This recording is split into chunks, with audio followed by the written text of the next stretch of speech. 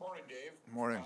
Just an update on the availability of Ethan Bear, whether or not you've made a final decision potentially to go 11-7 today. We haven't made that decision yet, but Ethan Bear won't play tonight. Follow up? Other hands media? Ryan Rashog, TSN. Dave, can you evaluate what you've seen from your team this year, just when it comes to the other elements of the game, like when the intensity level, physicality, some of those things that you want to make sure are there, and that you can function in come playoff time? What have you seen from your group? It's early in the year. There's times when you like your group. There's times when we felt like we could have played better. That's all aspects of the game.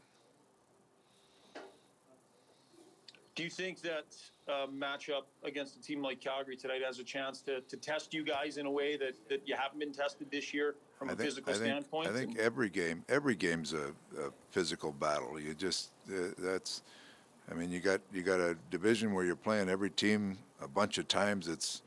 We've talked about it since the start of the year. They're playoff style games, so there's physical battles in every game. That's just what you're looking at. It's the way it's going to be all year. So your team has to be ready to compete, and that's what we're looking for from our group tonight. Reed Wilkins, 6:30 Chad. Thanks, Sean. Hi, Dave. Hey. You went through a very busy part of the schedule with the first 12 games. You actually had a bit of a break here and some practice time. What's the contrast for you between playing almost every second day or some back-to-backs, and then the energy being there after a 3-day break where maybe you're out of that rhythm of playing every second day?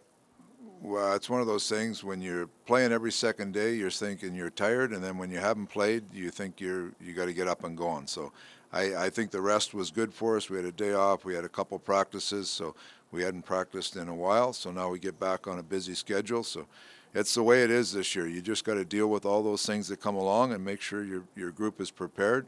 I think we'll have lots of energy tonight, and hopefully we play well. And most of your games this season, if I look at and say, well, a few of them, many of them could have gone either way. You had a buzzer beater, you had an overtime win, you had a couple game-winning goals scored against you in the third period. What separates teams that can win those games that are right on the edge of going one way or another, like winning close games consistently, from a team that isn't able to find those one-goal wins? You've got to do things. The structure and how hard you play has got to be consistency in that.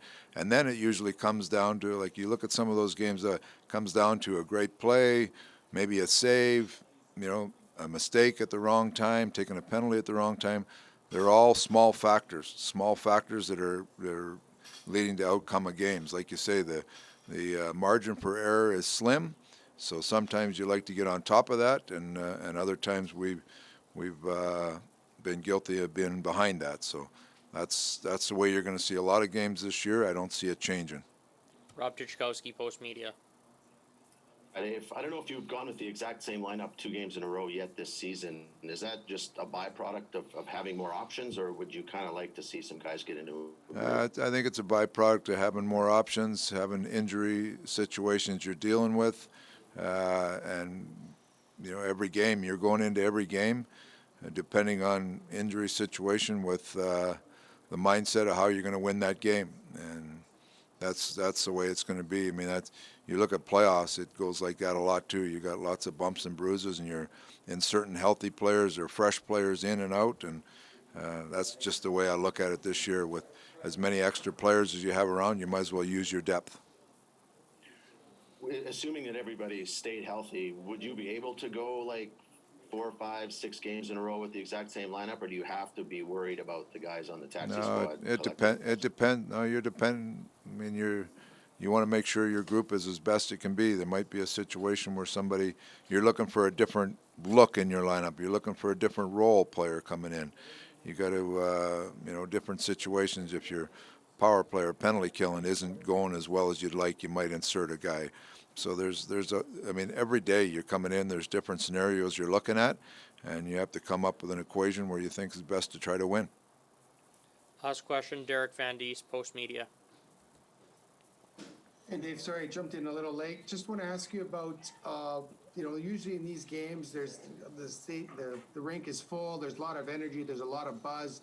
Do you have to kind of create your own energy and buzz on the bench when something big happens on your side, a big shot block, big hit, or something like that, to kind of keep that energy going, or just the opponent is enough to have that energy? No, I think you try to do that. It's the players are getting used to it now. I mean, we've been doing it from the bubble and into the start of the season now. So players, they recognize that. I hear how players talk on the bench. There's times when you like the energy, and times when you can see that they're just grabbing their breath and getting ready to go again. So,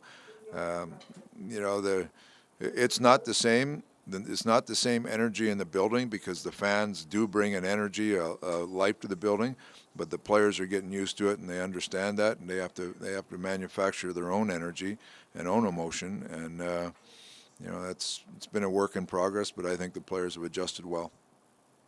Thanks, Dave.